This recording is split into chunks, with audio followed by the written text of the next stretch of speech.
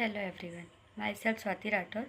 Today my presentation topic is chromoblastomycosis fungal disease. तो fungal disease क्या होता है? फंगल डिजीज़ जिसे हम लोग माइकोसिस के नाम से जानते हैं, यह फंगाई के कारण होने वाला डिजीज़ है।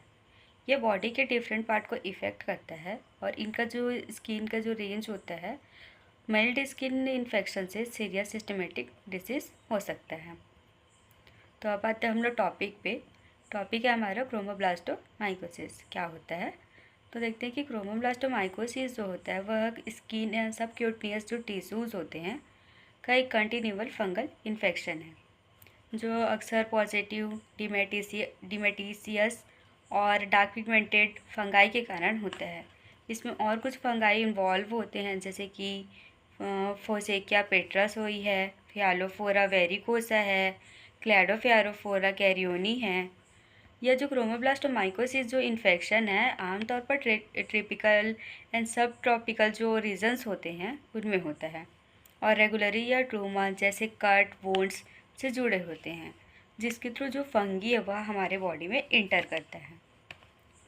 कि इमेजेस में आपको दिख रहे होंगे कि किस तरीके से यह हमारे बॉडी पे फंगाई के फॉर्म में ग्रो किया है, पिगमेंटेड फॉर्म में है और डार्क इसके स्पॉट्स के रूप में यह दिखाई दे रहा है।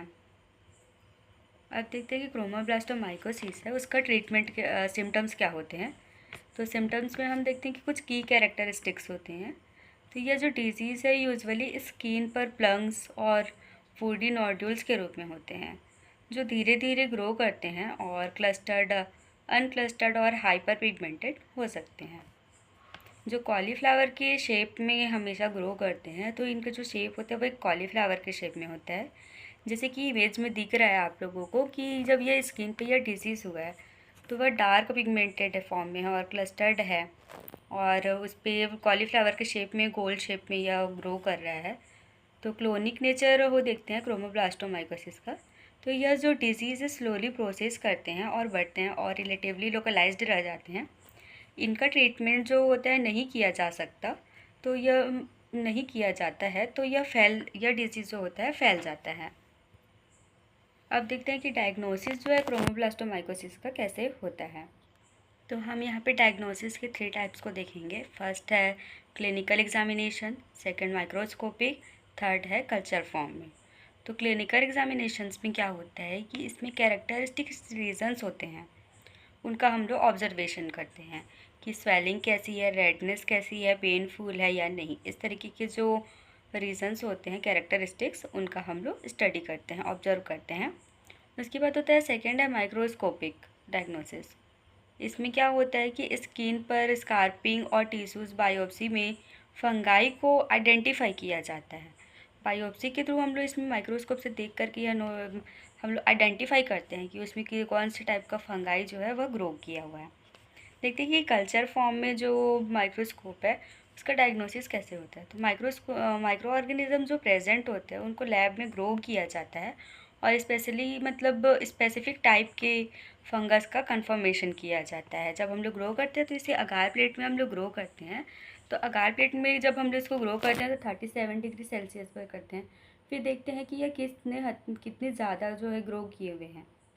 ग्रो किए हुए जो प्लेट में माइक्रो ऑर्गेनिज्म जो फंगाई होते हैं उनको हम लोग ले करके माइक्रोस्कोप में देखते हैं और उसको फिर जब हम लोग देखते हैं तो वह डार्क पिगमेंटेड स्पॉट के रूप में दिखाई देता है जैसे कि नीचे दिखाई दे रहा है। उसके बाद हम लोग जब उसको और जूम करके देखते हैं तो उसके एक एक टिश्यूज़ के बारे में हमें पता चल जाता है। तो अब हम देखते हैं कि क्रोमोब्लास्टोमाइकोसिस है उसका ट्रीटमेंट कैसे होता है। क्रोमोब्लास्टोमाइकोसिस का जो ट्रीटमेंट है वो हमेशा चैलेंजिंग रहा है। इसके लिए हमें कॉम्बिनेटेड मेडिसिन की ज़रूरत पड़ी है। तो हम लोग देखते हैं कि एंटी फंगल जो मेडिसिन्स होते हैं ये क्या एंटी फंगल मेडिसिन का यूज़ किया जाता है। इसमें इट्राकोनोजोल और टेराबिनाफाइन जैसे ड्रग्स का यूज़ करते हैं हम। जैसे कि इमेजेस में दिखाया गया है कि जो मेडिसिन है वो कैप्सूल के फॉर्म में और एक गोल मेडिसिन के फॉर्म में, दोनों फॉर्म में मिलते हैं हमें। उसके बाद सेकेंड जो ट्रीटमेंट का ऑप्शन होता है वह हमारे पास होता है सर्जिकल ऑप्शन। कुछ केसेस ऐसे होते हैं जिसमें अफेक्टेड टिश्यू को सर्जरी के थ्रू बॉडी से रिमूव किया जाता है। तो इसके लिए हम लोग देख रहे हैं इमेज में कि बहुत ज़्यादा ग्रो कर चुके हैं जो फंगाई हैं वह हमारे बॉडी पे, तो उसको हम लोग रिमूव करने के लिए सर्जरी का यूज़ कर रहे हैं।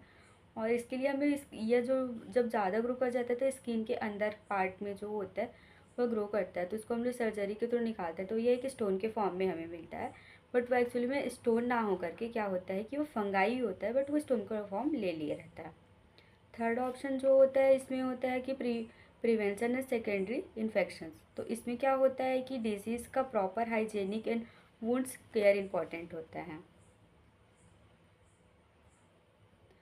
हम लोग देखते हैं 2 इमेजेस हमारे पास इस स्क्रीन पर शो हो रही हैं। फर्स्ट में हम लोग देख रहे हैं कि ट्रीटमेंट जो होता है क्रोमोब्लास्टोमाइकोसिस के, तो वो किस तरीके से होती क्या है। सबसे ज़्यादा फंगाई ग्रो किया है, लेकिन धीरे धीरे उसको 3 स्टेजेस में जब हम लोग ट्रीटमेंट कर रहे हैं तो वह ट्रीटमेंट होने के बाद स्किन जो होती है क्लीन हो जाती है। उसके बाद हम लोग देखते हैं क्रोमोब्लास्टोमाइकोसिस का जो ट्रीटमेंट का मार्केट एनालिसिस है, तो उसके टाइप्स 2 टाइप्स के बेस पर हम लोगों ने एनालिसिस किया है। तो एनालिसिस में हम लोग देखते हैं कि डायग्नोसिस है और ट्रीटमेंट है।